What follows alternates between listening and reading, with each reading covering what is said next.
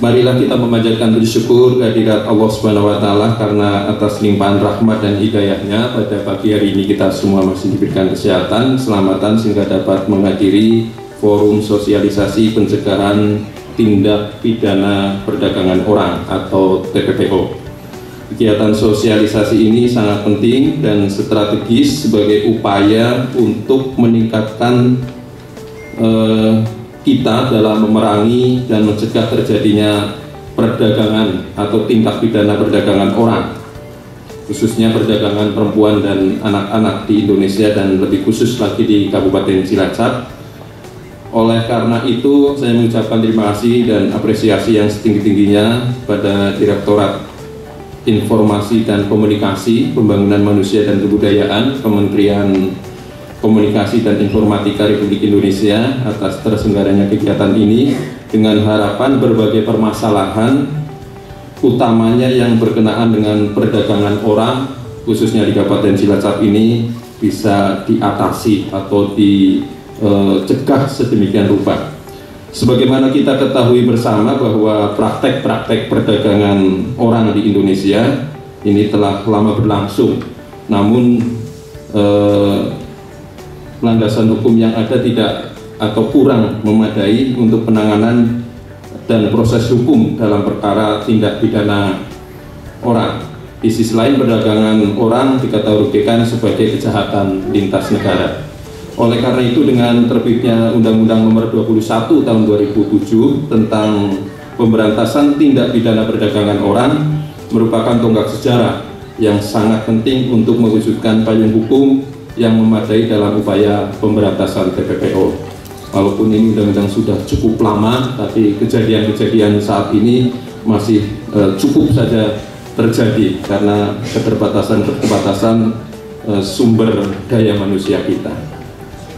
Menurut data dari Kementerian Pemberdayaan Perempuan dan Perlindungan Anak Republik Indonesia, sepanjang tahun 2017 hingga Oktober 2022, ini baru sampai Oktober 2022, tercatat 2.356 korban TPPO yang terlaporkan.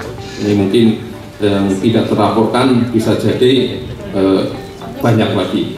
Dari seluruh korban TPPO yang terlaporkan, persentase terbesar terjadi pada anak-anak, kurang lebih 50%.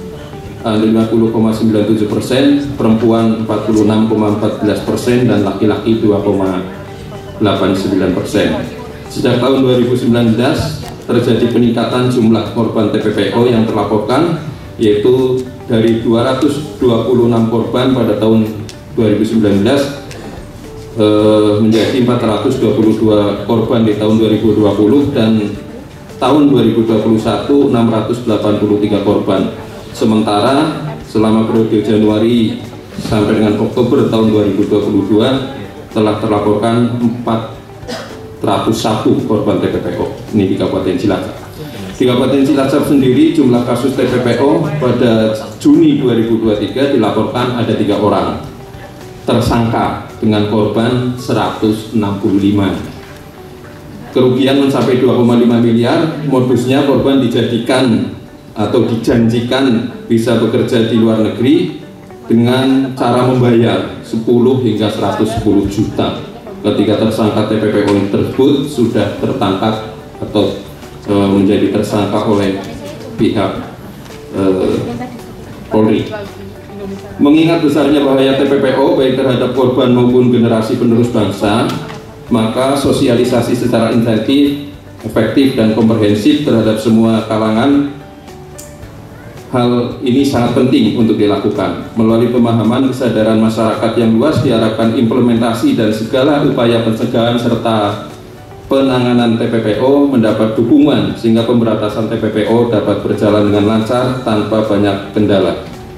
Untuk itu sekali lagi saya menyambut baik kegiatan sosialisasi yang positif ini dalam rangka meningkatkan pengetahuan dan wawasan peserta tentang pentingnya pencegahan dan penanggulangan tindak pidana perdagangan orang, sehingga keadilan benar-benar dapat dirasakan oleh pihak korban dan efek jera para pelaku juga akan berdampak menurunnya tingkat kejahatan perdagangan orang.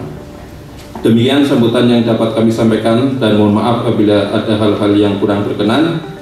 Terima kasih atas segala perhatiannya. Wassalamualaikum warahmatullahi wabarakatuh. Penjabat Bupati Cilacap